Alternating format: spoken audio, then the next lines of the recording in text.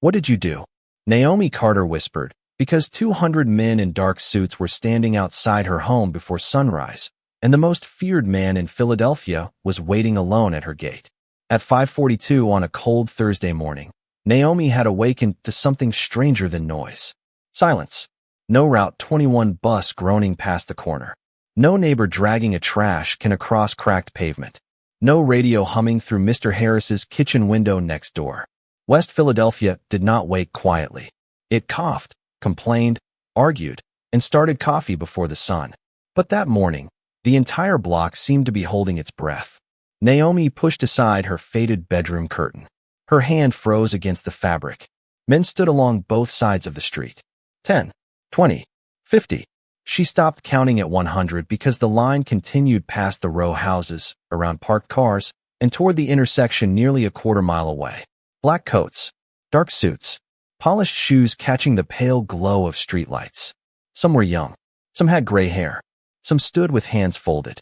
Others kept their arms at their sides. No one shouted. No one approached her porch. They simply waited. Naomi's heart struck hard against her ribs. Then she saw him. Adrian Cole stood outside her narrow iron gate in a charcoal overcoat, his white face calm beneath the amber streetlight, dark hair combed back, expression controlled in the way only dangerous or deeply disciplined men ever mastered. 48 hours earlier, Naomi had not known his name. Now she knew why hotel managers lowered their voices when discussing certain guests. She knew why 3 black SUVs could stop traffic without a horn. She knew why men twice Adrian's size watched his eyes before deciding whether to speak. And she knew, with growing irritation, that whatever was happening outside her mother's house had his fingerprints all over it. Naomi pulled on a robe, hurried downstairs, and unlocked the front door. Cold air swept across the small living room. 200 heads turned toward her. Not dramatically, not all at once, just enough. Naomi stopped on the porch. Adrian remained at the gate. He did not enter. That mattered. 2 nights earlier, she had opened her door for him without knowing who he was. This morning, he waited for permission. Adrian. Her voice carried farther than she expected. Why are there 200 men outside my house? A few men exchanged glances. Adrian did not. Good morning, Naomi. She stared at him. This is not a good morning answer. Something almost moved at the corner of his mouth. Almost. Naomi walked down 3 steps, tightening her robe against the February cold. My neighbor is 81. The woman across the street calls the police when delivery drivers park too long. I have work in 2 hours. So I am going to ask once more. Her eyes moved across the silent street, then returned to him. What did you do? Adrian looked past her toward the narrow brick house. The white porch rail Naomi had painted herself. The mailbox her mother had chosen 26 years earlier. The upstairs window where a faded curtain still moved. When he looked back at Naomi, the cold authority in his face had softened into something she could not name. I paid a debt. Naomi frowned. I told you I do not want your money. I know. I returned your check. You tore it in half. Because you kept adding zeros. A low cough came from somewhere in the crowd. It sounded suspiciously like a man hiding a laugh. Adrian's gaze remained on Naomi. This is not about money. Then what is it about? He was silent. Naomi hated when powerful men used silence like furniture, placing it wherever they wanted everyone else to stop moving. She opened the gate herself and stepped onto the sidewalk. Adrian's posture changed immediately, not threatening, but alert. Naomi. No. You brought half of corporate America dressed for a funeral to my block before breakfast. You do not get to become mysterious now. This time, several men looked down, clearly fighting smiles. Adrian glanced at them once. The street became perfectly still again. Naomi noticed. Of course she noticed. 48 hours had taught her more about Adrian Cole than she had ever wanted to learn. But there was one thing she still did not understand. Why him? Why her? Why had one decision made in the rain placed?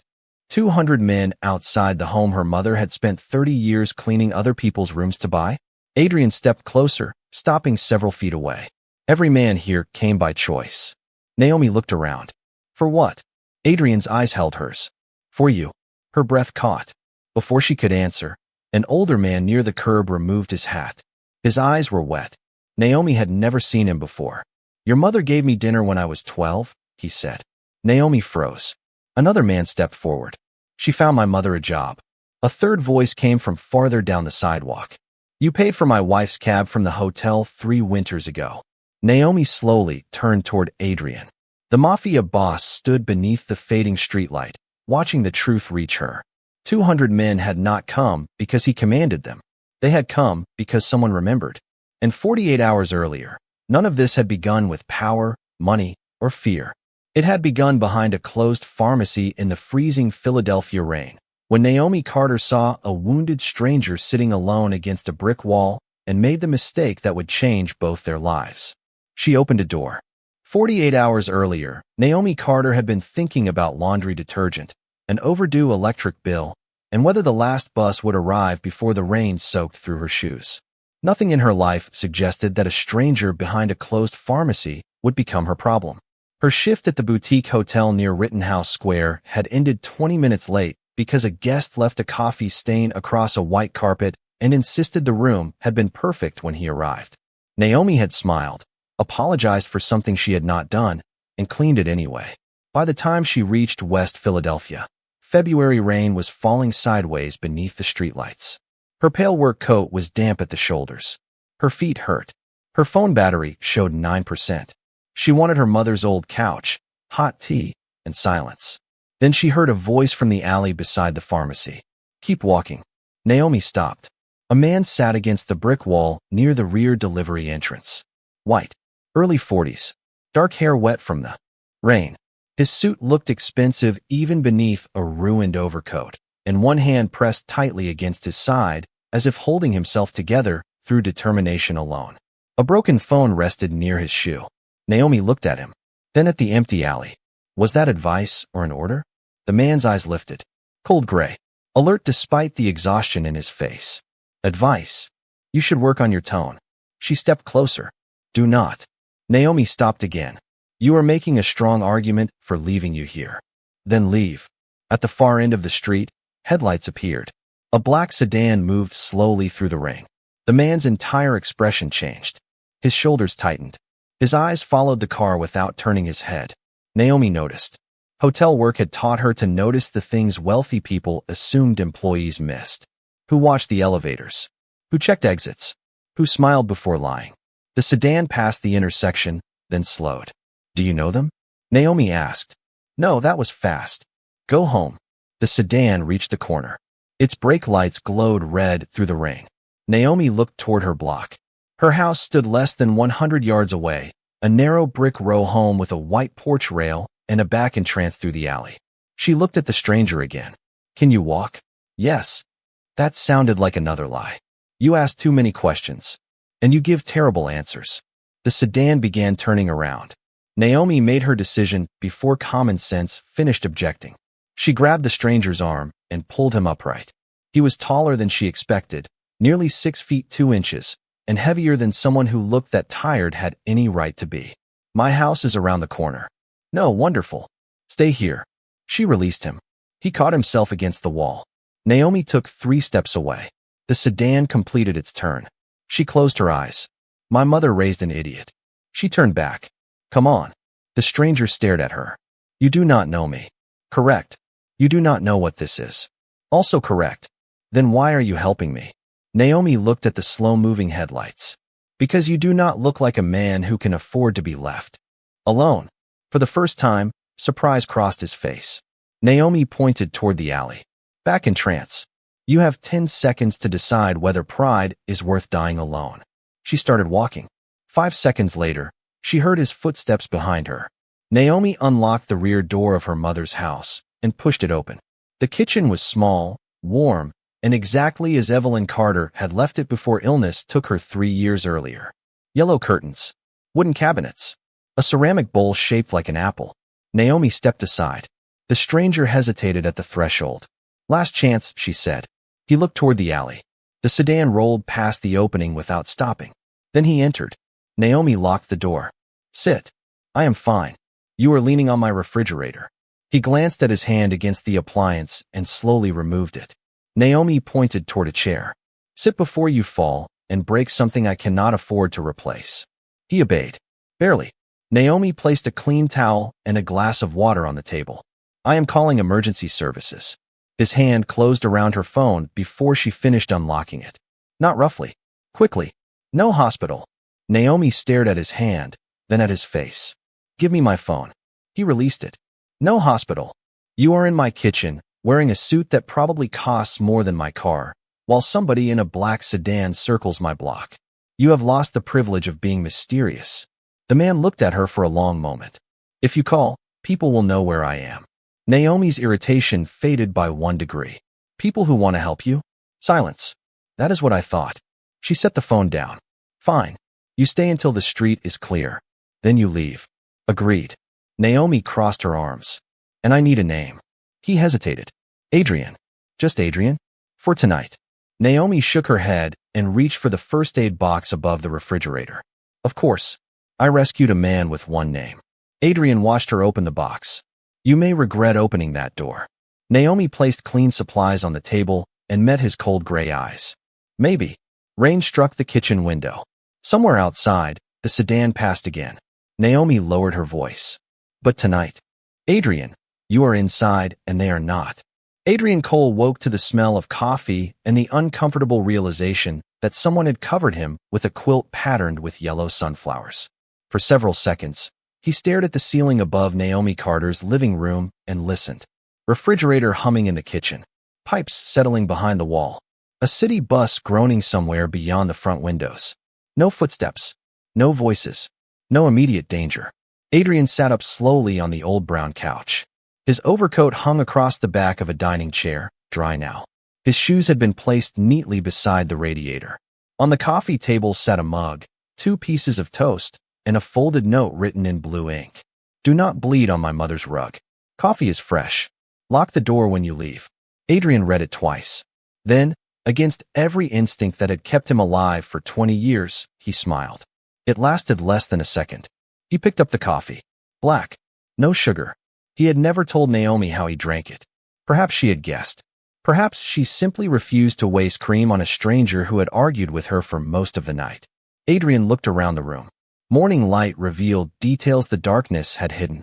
Framed photographs covered one wall. Naomi as a child in braids, missing a front tooth. Naomi in a blue graduation gown beside an older black woman with the same steady eyes. Evelyn Carter, Adrian assumed. A handwritten recipe was pinned beside the kitchen doorway. A clock above the television was 7 minutes slow. Near the dining table, a stack of unopened mail rested beneath a ceramic apple. Adrian did not need to touch it to recognize the red letters visible through one envelope window. Past due. Another bill sat beneath it. Final notice. Adrian's gaze moved to his wallet on the coffee table, exactly where Naomi had placed it after removing it from his wet coat. His watch rested beside it. Gold. Custom made. Worth more than the furniture in the room. Untouched. His phone, damaged but still holding its secure memory card, lay there too. Untouched. Adrian leaned back. People stole from him when they were desperate. They lied when they were afraid. They offered kindness when they wanted access. Naomi Carter had an overdue electric bill 10 feet from a watch that could pay it for years, and she had left for work without even opening his wallet. That bothered him. Not because he suspected her. Because he did not. Adrian had spent most of his life assigning prices to people. Loyalty had a price. Silence had a price. Information had a price. Even fear required maintenance. Naomi had taken him into her home while believing he was simply a difficult stranger with expensive clothes and dangerous problems. She had given him her couch, clean towels, water, and the last 2 adhesive bandages in her first aid box. Then she had gone to work. Adrian reached for the note again. Beneath the warning about the rug, Naomi had added one more sentence in smaller handwriting. There is soup in the refrigerator if you are still here at noon. He stared at those words longer than he should have. A vehicle slowed outside. Adrian's expression changed instantly. The note disappeared into his palm. He crossed the room and looked through the narrow space beside the curtain. A delivery van. Nothing more. Still, he checked the street twice. The black sedan from the night before was gone. Adrian returned to the couch and picked up his damaged phone. He removed the memory card, inserted it into a backup device hidden inside his wallet, and waited. 3 missed encrypted messages appeared. Then 12. Then 31. Marcus Reed had been searching for him since midnight. Adrian typed 4 words. Alive. West Philadelphia. Alone. His phone rang immediately. Adrian declined the call. 30 seconds later, another message appeared. Address. Adrian looked toward the photographs on Naomi's wall. He should leave before Marcus arrived. That was the sensible choice. The safe choice. Instead, Adrian walked into the kitchen and opened the refrigerator. A small container of chicken soup sat on the middle shelf with a piece of masking tape across the lid. For Adrian. He closed his eyes briefly. Then he typed Naomi's address. Marcus replied within seconds. 20 minutes. Adrian returned to the living room and noticed a photograph he had missed. Evelyn Carter stood outside the same house, one hand resting on Naomi's shoulder, both women smiling beneath the white porch rail. On the back, visible through the glass reflection, someone had written a date from 12 years earlier. Adrian studied Evelyn's face. Familiar. Not personally. More like a name heard in a room long ago. A memory brushed the edge of his mind and disappeared. Outside, tires moved slowly across wet pavement. One vehicle, then another. Adrian stepped to the window. 3 black SUVs turned onto Naomi's quiet street. Curtains moved in neighboring houses. Front doors remained closed. Adrian's jaw tightened. Marcus had brought too many men. Naomi would hate this. The thought surprised him. He had known her less than 12 hours. Yet he already knew exactly how she would look at 3 black SUVs outside her mother's home. Adrian glanced at the past-due electric bill, then at the untouched watch. For the first time in years, owing someone felt more dangerous than being hunted. Because Adrian Cole knew how to repay money. He knew how to repay loyalty. He knew how to repay fear. But he had no idea how to repay a woman who had helped him when she believed he had nothing she wanted. Naomi saw the 3 black SUVs before she reached her front steps, and every tired muscle in her body suddenly forgot the 12 rooms she had cleaned that morning. The vehicles sat along the curb with engines off, polished and dark against the narrow West Philadelphia block. Mrs. Green across the street watched through her blinds. Mr. Harris stood behind his screen door holding a coffee mug. Naomi closed her eyes for 1 second. Adrian. She climbed the porch steps and unlocked her door. The first thing she saw was a man in a navy suit standing beside her mother's ceramic apple. The second was another man near the kitchen doorway. The third was Adrian, no longer wearing a wet overcoat, standing in the center of her living room as if the old brown couch had never held his exhausted body. His dark hair was neat. His white face was calm. His posture had changed completely. Naomi stopped. 5 men turned toward her. Then something stranger happened. They waited for Adrian to speak. Naomi, he said. She slowly closed the door behind her. Why is there a man standing next to my mother's fruit bowl? The man in the navy suit looked at Adrian. Adrian looked at him. Marcus. Marcus Reed immediately stepped away from the table. My apologies, Miss Carter. Naomi stared. And why did he need your permission to move? Silence. Adrian walked toward her. Not too close. There are things I need to explain. That sentence has never improved anyone's day. Marcus lowered his eyes, possibly hiding amusement. Naomi pointed toward the window. 3 SUVs. Yes. 5 strange men in my house. Also yes. My neighbor is watching through her blinds so hard she may pull them off the wall. Adrian glanced toward the window. I noticed. Naomi crossed her arms. Who are you? Adrian's expression became still. Marcus answered before he could. Adrian Cole. Naomi looked at him. I know his first name. Marcus hesitated. Most people find the last name sufficient. Naomi turned back to Adrian. The silence stretched. Then memory arrived. Hotel conversations. Guests who lowered their voices. A security manager once warning staff never to photograph certain private meetings. The name Cole spoken carefully, never casually. Naomi's arms slowly dropped. Oh. Adrian watched recognition move across her face. Yes. You are that Adrian Cole. Apparently. Naomi stared at the man who had argued about hospitals in her kitchen. You are a mafia boss. Marcus looked at the floor. Adrian's jaw tightened. I prefer businessman. Of course you do. Naomi walked past him and set her work bag on a chair. Every man in the room tracked her movement. She noticed. Stop looking at me. They looked away. All of them. Naomi turned toward Adrian. You lied to me. I gave you my name. Half of it. You did not ask for the rest. Naomi blinked. That is a very expensive way to say you lied. Marcus coughed into his hand. Adrian gave him one look. Marcus became silent. Adrian reached inside his jacket and removed an envelope. This is for you.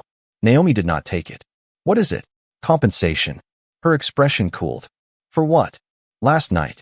You mean the coffee or the sunflower quilt? For helping me. Naomi accepted the envelope, opened it, and removed a check. Her eyes moved across the number, then returned to the beginning, then moved across it again. No, Adrian frowned. Naomi. No. She held the check toward him. Take it. Your electric bill is overdue. The room changed. Naomi's face became perfectly still. You read my mail? I saw the envelope. You looked through my house. I observed my surroundings. Another expensive sentence. Adrian exhaled. The check solves the problem. Naomi looked at the amount again. Then she tore the check in half. Marcus's eyebrows rose. One of the men near the kitchen forgot to hide his surprise. Adrian stared at the two pieces in her hands. Naomi placed them against his chest. He caught them automatically. I saved your life, she said. Do not insult mine. No one moved. Adrian looked down at the torn check. I was trying to repay you. I am not a hotel invoice. Everyone needs something. Yes. Right now, I need 5 strange men out of my mother's living room. Marcus turned immediately toward the door. Adrian lifted one hand. Marcus stopped. Naomi's eyes narrowed. Adrian slowly lowered his hand. Go, he said. The men left. Marcus was last. Before stepping outside, he looked at Naomi with an expression that had not been there when she entered. Respect. The door closed. Naomi and Adrian stood alone. You really do think everything has a price, she said. Adrian looked at the torn check. Most things do. Naomi picked up her work bag. Then last night must be very confusing for you. She walked toward the stairs. Adrian's voice stopped her. Why did you help me? Naomi looked back. Because you needed help. That is all. That should be enough. Adrian said nothing. Naomi climbed the stairs. Behind her, the feared man who could make 5 people leave a room with 2 words remained beside an old couch, holding a torn check he could not understand. Outside, Marcus waited near the SUVs. When Adrian finally stepped onto the porch, Marcus opened the vehicle door. How much did you offer her? He asked. Adrian handed him the torn pieces. Marcus studied the number. And she did. This. Yes. Marcus looked toward Naomi's upstairs window. Interesting woman. Adrian followed his gaze. Find out everything you can about Evelyn Carter. Marcus frowned. Her mother? Adrian remembered the photograph. The familiar face. The strange pull of a name he could not place. Her mother, he said. And Marcus? Yes. Adrian looked down the quiet street. Across the intersection, a black sedan was parked beneath a bare tree. The same model from the night before. It pulled away the moment Adrian noticed it. His expression hardened. Find out who else knows Naomi's name. The photograph appeared in Naomi's mailbox the next afternoon, tucked between a grocery advertisement and her electric bill with no envelope, no stamp, and no explanation. She almost missed it. After 10 hours at the hotel, Naomi wanted nothing more complicated than reheated soup and comfortable shoes. She carried the mail inside, locked the door, and dropped everything onto the kitchen table beneath the yellow curtains. The photograph slid onto the floor. Naomi bent to pick it up. Her hand stopped halfway. It was a picture of her leaving the hotel that morning. She wore her pale work coat and carried a paper cup of coffee. The image had been taken from across the street. Naomi turned it over. Blank. She stood very still. Then she checked the front window. A gray sedan was parked near the corner. Not the black car from the rain. Different color. Same feeling. Naomi closed the curtain. Her phone rang. She jumped, then became irritated with herself for jumping. Hello. Naomi. Adrian's voice. Calm. Controlled. How did you get my number? You wrote it on the emergency contact form at the hotel. Silence. That answer created more questions than it solved. Are you home? Naomi looked at the photograph. Why? Adrian did not answer immediately. Naomi. Something in his voice changed the room. Are you home? Yes. Lock the back door. Her eyes moved toward the kitchen entrance. It is locked. Check. Naomi almost argued. Instead, she crossed the kitchen and tested the handle. Locked. Happy. No. She looked through the curtain again. The gray sedan remained. Adrian. Yes. There is a car outside. Silence. Not ordinary silence. The kind that sharpened. Describe it. Naomi did. How long? I noticed it 2 minutes ago. Did anything else happen? She looked at the photograph. I found a picture of myself in my mailbox. Adrian stopped breathing. Naomi heard it. 1 second, maybe less. But for a man who controlled every word, that single broken rhythm frightened her more than shouting would have. Do not touch the photograph again. Too late. Naomi. I picked it up before I knew it was apparently a national emergency. Stay inside. I have work tomorrow. Not tomorrow. You are not my manager. Naomi, listen to me. I am listening. I am also noticing that my life became strange approximately 12 hours after I let you sleep under my mother's sunflower quilt. Adrian said nothing. Naomi lowered her voice. I think your world found my address. I am coming. The call ended. Naomi stared at the phone. Of course you are. Adrian arrived 11 minutes later in one SUV. Marcus drove. No convoy. Naomi noticed that too. Adrian crossed the porch before Marcus fully stopped the vehicle. Naomi opened the door, but blocked the entrance with her body. One man. Adrian looked behind him. Marcus stays outside. Marcus raised both hands from the driver's seat. Gladly. Naomi stepped aside. Adrian entered. His eyes moved through the living room, kitchen, hallway, windows. You are doing the observing surroundings thing again. Where is the photograph? Naomi pointed toward the table. Adrian approached it, but did not touch it. His face became colder with every second. Do you know who did this? She asked. I know who wants me to think he did. That is not an answer. Victor Hale. Naomi repeated the name. Friend. Adrian looked at her. No, I was afraid of that. He turned toward the window. The gray sedan was gone. You need to pack. Naomi laughed once. Adrian faced her. I am serious. So am I. There is a secure property outside the city. No, Naomi. You have known me for less than 2 days, and somehow you keep forgetting that word. Adrian stepped closer, stopping several feet away. Victor does not care about you. Comforting. He cares that I care what happens to you. Naomi's expression changed. Adrian seemed to realize what he had said. For one brief second, the cold Mafia boss disappeared, replaced by the man who had woken beneath a sunflower quilt. Then the wall returned. That makes you useful to him, Adrian said. Naomi looked toward the framed photograph of Evelyn Carter. Her mother stood on the porch, smiling beside the white rail she had painted every spring until her hands became too tired. I am not leaving. This is a house. Naomi turned sharply. No. This is 30 years of my mother's life. Adrian said nothing. She cleaned offices at night, hotel rooms in the morning, private homes on weekends. She saved $5, $10, $20 at a time because people like us were always told ownership belonged to someone else. Naomi's voice remained steady. She bought this house. She left it to me. I am not disappearing because 2 powerful men decided my address belongs in their argument. Adrian's jaw tightened. I cannot protect you here. Naomi met his eyes. Then you are not protecting me. What would you call it? Erasing me because someone threatened you. The words landed. Adrian froze. Marcus waited outside. The kitchen clock ticked 7 minutes slow. Naomi folded her arms. I helped a man in the rain. I did not apply to join his world. Adrian looked at her mother's photograph, then at the photograph from the mailbox, then back at Naomi. Something in his expression shifted. Not surrender. Decision. You stay, he said. Naomi narrowed her eyes. Adrian walked toward the door. I changed the danger. Adrian did not speak during the first 5 minutes of the drive. Marcus Reed knew better than to fill silence simply because it made him uncomfortable, so he kept both hands on the steering wheel and guided the SUV through the wet Philadelphia streets. Streetlights passed across Adrian's face in slow bands of gold and shadow. He was staring at nothing. She is right, Adrian said finally. Marcus glanced at him. That sounded painful. Adrian ignored the comment. I was going to move her. Yes. Change her address. Change her schedule. Put people around her. Standard procedure. Adrian looked through the window. For us. Marcus understood. Naomi is not us. No, Adrian's voice became quieter. And I was about to punish her for saving me. Marcus said nothing. Adrian pulled out his phone. What did you find on Evelyn Carter? Marcus's expression changed. More than I expected. Talk. Evelyn worked housekeeping for 32 years.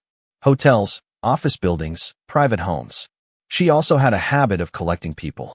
Adrian looked at him. Explain. Single mothers who needed childcare. Teenagers who needed dinner. Men coming home from prison who could not get interviews. Families behind on rent. She had money? Marcus almost laughed. No. Apparently, she had casseroles. Adrian waited. She helped people anyway, Marcus continued. Found jobs. Watched children. Introduced people to people. Nothing organized. No charity. No foundation. She just remembered who needed what. Adrian looked down at his phone. Why does her face seem familiar? Marcus slowed at a red light. Because she cleaned the old coal office on Market Street. Adrian turned. When? For 9 years. You were in your 20s. A memory surfaced. A woman with tired eyes leaving food in the break room. A warm voice telling young men not to put their wet shoes on a clean floor. Adrian had never known her name. There was a woman who brought soup during the winter. Evelyn. Adrian went still. Marcus continued. She helped my mother too. Adrian looked at him sharply. What? My father left when I was 14. My mother needed work. Evelyn introduced her to a hotel supervisor. Marcus smiled faintly. I did not know Naomi was her daughter until tonight. The traffic light changed. Neither man spoke for several blocks. Adrian finally asked, How many? How many what? People in our network whose families Evelyn helped. Marcus considered the question. I can find out. Tonight. Adrian, it is almost midnight. Then people will answer honestly because they will assume something is wrong. Marcus glanced at him. Something is wrong. Adrian looked back toward the direction of Naomi's house. Yes. By 12:15, Marcus had called 17 men. By 12:40, the number was 38. At 1 in the morning, Adrian stood in his private office overlooking Center City while names appeared on a secure list. 47, 63, 89. Some remembered Evelyn directly. Others remembered a mother, uncle, or older brother who spoke about a black housekeeper named Evelyn Carter who found them work, brought groceries, watched children, or simply sat at a kitchen table when life became too heavy. At 1:23, Marcus stopped reading names aloud. 112. Adrian stared at the city lights. Keep going. What exactly are you planning? Adrian did not answer. His phone vibrated. Another name. Then 3 more. Marcus folded his arms. Victor expects you to move Naomi. I know. If you do not, he expects guards. I know. If you send our men, he will call it escalation. Adrian turned from the window. Then I will not send our men. Marcus frowned. Adrian looked at the growing list. Call every person Evelyn helped. For what? Ask one question. Marcus waited. Adrian's voice was calm. If Evelyn Carter ever helped your family, would you stand outside her daughter's home at sunrise? Marcus stared at him. No money. No orders. No explanation. Adrian shook his head. Tell them her daughter opened a door for me when everyone else would have walked past. Marcus looked again at the list. And Victor? Victor understands power only when it is arranged in rows. Adrian's eyes hardened. I want him to see something he cannot buy. At 2 in the morning, the first reply arrived. Yes. Then another. Yes. 7 more followed within minutes. By 3:15, 154 people had agreed. Adrian expected the number to slow. It did not. Men called brothers. Brothers called cousins. Former hotel workers called sons who now owned businesses. A retired bus driver remembered Evelyn bringing meals after his wife died. A restaurant manager remembered Naomi quietly paying for a stranded guest's taxi 3 winters earlier. The story widened beyond Evelyn. Adrian stood in silence as Marcus placed the final number on the desk. 200. Adrian looked at the clock. 4:11 in the morning. Tell them dark suits. Marcus raised an eyebrow. You want them to look intimidating? Adrian shook his head. I want Victor's people to recognize the message before Naomi opens her curtain. Marcus picked up his phone, then paused. She is going to be furious. Adrian remembered the torn check. Yes. You seem comfortable with that. I am learning. Marcus smiled. One more question. Where will you stand? Adrian looked toward the west, where Naomi's small brick house waited beneath the final hours of darkness. Outside the gate. Why? Adrian put on his charcoal overcoat. Because the house is hers. At 4:37 in the morning, Naomi woke to the sound of a car door closing and immediately reached for the lamp beside her bed. She stopped before turning it on. The house was dark. Quiet. Too quiet. She sat upright beneath the old quilt Evelyn had sewn from leftover fabric and listened. No voices. No footsteps on the porch. Then another car door closed. Farther away this time. Naomi crossed the bedroom and moved the curtain less than an inch. A man in a dark suit walked past the streetlight and took a position near the corner. Another stood across from Mr. Harris's house. Naomi's stomach tightened. She reached for her phone. Adrian answered before the second ring. "You are awake." Naomi froze. "How do you know that?" "Because you are calling me. There are men outside." "I know." Her eyes narrowed. "Adrian, stay inside for another hour." "That is not going to happen." "Naomi, you said I could stay in my house." "You can. You said you would change the danger." "I did." Naomi pulled the curtain wider. More people were arriving. Not rushing. Not gathering in groups. They moved quietly to different places along the block. "Did you replace danger with a convention?" Adrian was silent. "Where are you?" she asked. "Close." "That is a terrible answer." "I have been told." Naomi recognized her own words and became more irritated. "If one person steps onto my porch, I am calling the police." "No one will step onto your porch." "How can you promise that?" "Because I asked them not to." Naomi closed her eyes. Adrian said nothing. Naomi looked through the window again. An older man adjusted his coat near a parked sedan. A younger man offered coffee to someone beside him. Another person checked the time and quietly put his phone away. This did not look like the group Naomi had imagined when Adrian spoke about his world. There was no shouting, no aggressive movement, just people waiting. "Who are they?" she asked. "People who wanted to come." "That explains nothing." "I know." Naomi heard something beneath Adrian's voice. Exhaustion. He had not slept. "Did you spend all night doing this?" "Yes."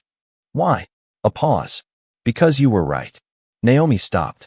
Adrian Cole did not sound like a man who enjoyed saying those words. "About what?"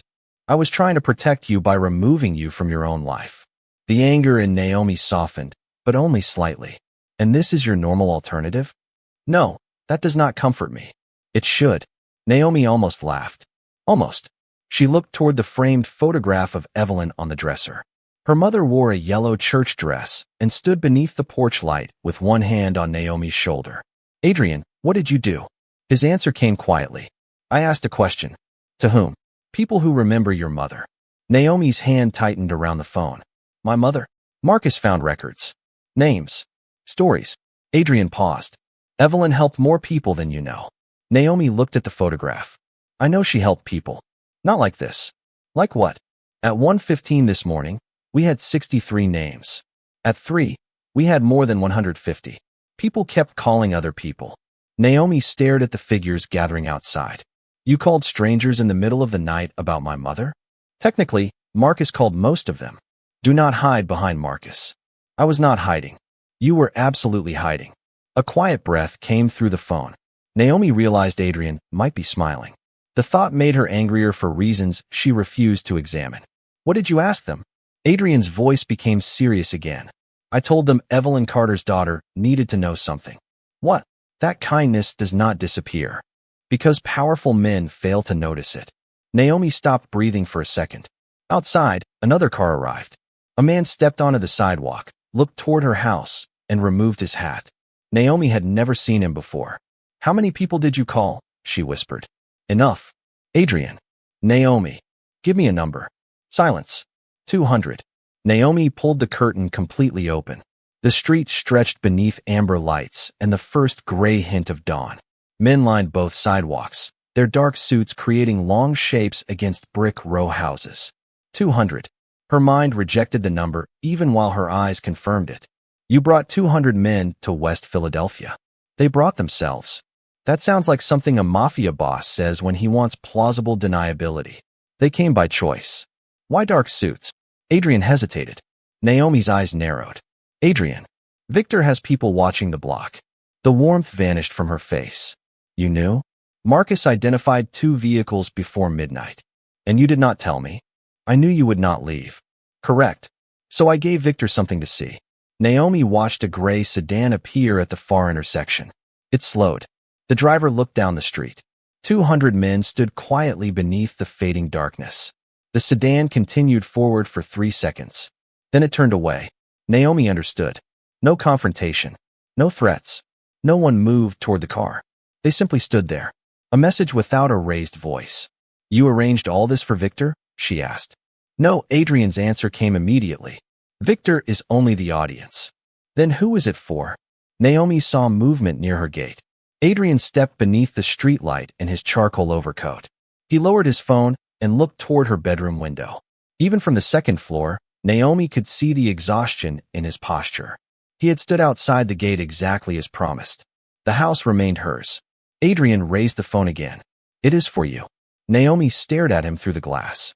"Why?" Adrian looked down the silent street. "Because I tried to pay you with money." His voice was quiet in her ear. "I needed to learn the difference between a price and a debt." Naomi looked at her mother's photograph, then at the 200 people outside. For the first time since the picture appeared in her mailbox, she did not feel watched. She felt remembered. The clock beside her bed changed to 5:41. Adrian remained at the gate. "1 minute," he said. Naomi frowned. "Until what?" Adrian looked toward the front door. "Until you decide whether to open it." At 5:42, Naomi Carter opened the front door, and 200 men turned toward the daughter of a woman most of them had never properly thanked. Cold February air moved through the doorway. Naomi stepped onto the porch wearing her robe over an old hotel shirt, her hair loosely tied back, one hand still holding her phone. Adrian lowered his own phone and remained outside the gate. He did not wave. He did not command anyone to stand straighter. He simply waited. Naomi walked down the first step, then the second. The street was so quiet she could hear a distant bus braking 3 blocks away. "What did you do?" she asked. Adrian's answer was the same one he had given her before the story returned to the rain. "I paid a debt." Naomi looked at the endless line of dark suits. "I told you I do not want your money." "I know." "Then explain this." Adrian glanced toward the older man near the curb. The man removed his hat. His hair was almost completely white. "My name is Raymond Ellis," he said. "I was 12 when my father disappeared from our lives. My mother worked nights. Some weeks there was not much food."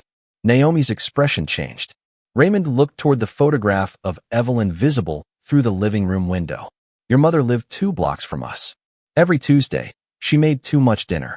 His voice softened. "At least that is what she told me." Naomi swallowed. Raymond stepped back. Another man moved forward, no more than 40, wearing a dark blue suit. "Evelyn Carter found my mother a housekeeping job when nobody would return her calls." A third man spoke from beside a parked car. "She watched my brother and me after school for 6 months. Never accepted a dollar." Then another voice. And another. Naomi turned slowly as stories moved down the block. Groceries left on porches. Bus fare slipped into coat pockets. Job interviews arranged through friends of friends. Children watched while exhausted parents worked double shifts. Evelyn had never described these things as charity. At home, she called them errands. Naomi pressed her lips together. Her eyes filled, but she did not hide them. "She never told me," she whispered. Adrian stepped closer to the gate, but did not cross it. Maybe she did not think kindness needed an audience. Naomi looked at him. "And you brought 200 people. I have never been good at subtlety." A few quiet laughs traveled across the sidewalk. Naomi shook her head. Then a younger man near the middle of the block raised his hand. "Miss Carter." Naomi turned. "My wife stayed at your hotel 3 winters ago. Snowstorm. Her phone died. She missed the last train." Naomi remembered a woman crying near the lobby doors, embarrassed because her debit card had declined twice. "You paid for her cab," the man continued. "She tried to find you later. The hotel would not give her your information." Naomi looked down. It was $32. "To you." His voice was gentle. To her, it was getting home safely. Naomi closed her eyes. The truth settled slowly. These people were not Adrian's army. Some worked around his organization. Some knew Marcus. Others had no connection to Adrian until a phone call in the middle of the night. They stood there because one quiet black woman had spent 30 years helping people without keeping records, and her daughter had inherited the same dangerous habit of opening doors. Adrian had simply found the receipts written in human memory. At the far intersection, the gray sedan returned. Naomi saw it. Adrian saw it too. No one moved. No one approached the vehicle. 200 men remained exactly where they were, calm beneath the pale morning sky. The sedan slowed. Its driver looked down the street. Then the car turned away. Adrian did not smile. "Victor understands numbers," he said quietly. Naomi looked at him. "And what do you understand?" Adrian's gray eyes met hers. "Less than I thought." The answer surprised her. Adrian looked around the block. "I spent most of my life believing loyalty had to be purchased, rewarded, or enforced. His gaze returned to Naomi. Your mother built more loyalty with soup than I built with millions of dollars. Raymond laughed softly. It was good soup. Naomi covered her mouth as a tear escaped. A laugh broke through with it. For the first time in 2 days, the tightness in her chest loosened. Adrian watched her, and something in his expression became almost peaceful. Why did you really do this?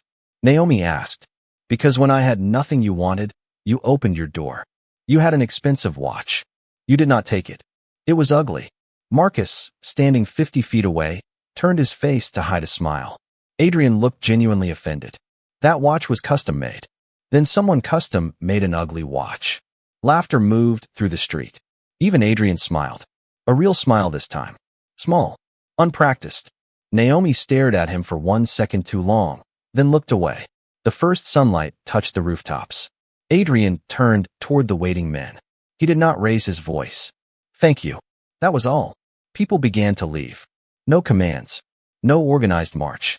Raymond put on his hat. The younger man waved to Naomi. Car started. Conversations returned. Within minutes, the impossible gathering began dissolving back into ordinary Philadelphia morning. Naomi stood at her gate beside Adrian. You could have told me. You would have said no. Correct. Then I made one intelligent decision this week. Naomi looked at him. Do not become confident. Adrian nodded toward the house. Am I allowed inside? Naomi studied the white Mafia boss who had once entered her kitchen because she chose compassion over fear. This time he waited. The gate was open. The decision remained hers. Naomi turned toward the porch. Coffee, she said. Adrian followed 1 step, then stopped. Is that a yes? Naomi looked back. Do not make me regret opening the door twice. Adrian stepped into Naomi's kitchen only after she entered first. Morning light filled the yellow curtains, turning the small room warmer than it had seemed during the rain. Naomi set 2 mugs beside the ceramic apple and opened a cabinet. Adrian took the same chair he had used 48 hours earlier. This time, he was not exhausted, soaked, or hiding from a black sedan. His charcoal overcoat rested across the back of the chair. His white shirt was clean. His posture was controlled. Yet somehow, Naomi thought he looked less protected. Black coffee, she said. Adrian looked up. You remembered. You drank 3 cups the first morning. I was recovering. From your mysterious businessman activities? Adrian accepted the mug. I thought we had moved past that. You brought 200 men to my street before sunrise. They brought themselves. Naomi pointed a spoon at him. You are going to use that sentence for the rest of your life, are you not? If necessary. She sat across from him. Outside, engines started and faded into the ordinary sounds of Philadelphia. Mr. Harris opened his front door. A bus passed the corner. Somewhere, a dog began barking as if trying to make up for the previous hour of silence. Naomi wrapped both hands around her coffee. What happens with Victor? Adrian's expression became serious. He understands that approaching you creates attention he does not want. That was not my question. Adrian waited. Naomi held his gaze. What are you going to do? 48 hours earlier, Adrian would have answered without hesitation. He had spent years making problems disappear through pressure, money, and fear. Those methods were familiar, efficient. But Naomi had opened a door for a stranger without asking whether he deserved it. Evelyn had built a network of loyalty without knowing she was building anything at all. 200 people had stood outside a small row house because someone once gave them dinner, bus fare, childcare, or dignity. Adrian looked down at his coffee. Nothing today. Naomi's eyebrows rose. That sounds difficult for you. Extremely. And tomorrow? Marcus is documenting the surveillance around your home. Attorneys will handle the photograph and any further harassment through legal channels. Naomi studied him. Attorneys? I know several. I am sure you do. Good ones. That surprises me less. Adrian almost smiled. Naomi leaned back. So no dramatic revenge. You would object. Strongly. Then no dramatic revenge. Naomi narrowed her eyes. You make it sound like I am responsible for your decisions. Adrian shook his head. No. You reminded me I am responsible for them. The kitchen became quiet. Naomi looked toward the framed photograph of Evelyn on the counter. My mother would have liked that answer. Would she have liked me? Adrian asked. Naomi considered him with unnecessary seriousness. Eventually, she distrusted men with expensive shoes. Adrian looked down at his polished shoes. Why? She said men who never worried about puddles usually expected someone else to clean the floor. Adrian stared at her. Naomi smiled into her coffee. That sounds like Evelyn. Naomi's smile faded. You remember her now? Pieces.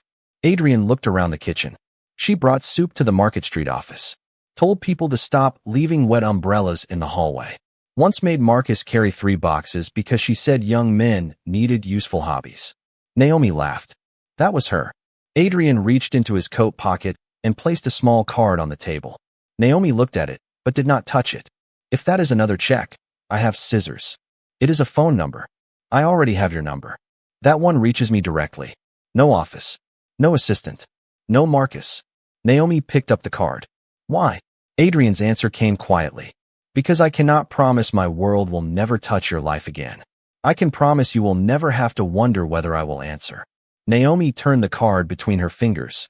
That is almost normal. Do not spread the rumor. She placed it beside her mug. Adrian stood. Naomi looked surprised. You are leaving? You have work. I thought powerful men assumed everyone else's schedule was flexible. I am learning. Adrian put on his overcoat. At the kitchen doorway, he stopped. Naomi. Yes. Your electric bill. Her eyes narrowed immediately. Careful. I did not pay it. Good. Marcus found a city assistance program for hotel workers with reduced winter hours. Naomi stared at him. You found me paperwork? Marcus found it. You are hiding behind Marcus again. This time proudly. Naomi shook her head, but her expression softened. Adrian walked toward the front door. He stopped at the threshold, the same place where he had hesitated in the rain. Naomi stood several feet behind him. Adrian. He turned. You still owe me for the rug. He looked toward the living room. I did not damage the rug. Emotional inconvenience. Is that expensive? Very. Adrian nodded slowly. Coffee next week. Naomi crossed her arms. That depends. On what? Whether you can arrive without 200 people. Adrian considered it. I will do my best. Wrong answer. I will arrive alone. Naomi smiled. Better. Adrian stepped onto the porch. The street had returned to normal. No rows of dark suits. No silent audience. Just brick houses, morning traffic, and people beginning ordinary days. He walked toward the SUV where Marcus waited. Before getting inside, Adrian looked back. Naomi remained in the doorway. She had opened it once for a stranger because he needed help. She had opened it again for a Mafia boss who finally understood that protection without respect was only another form of control. Naomi did not belong to his world. Adrian had no intention of pulling her into it. But as he watched her close the door by her own choice, he understood something money had never taught him. Some debts were not meant to be erased. They were meant to change the person who carried them. And that day, the world remembered what dignity looks like.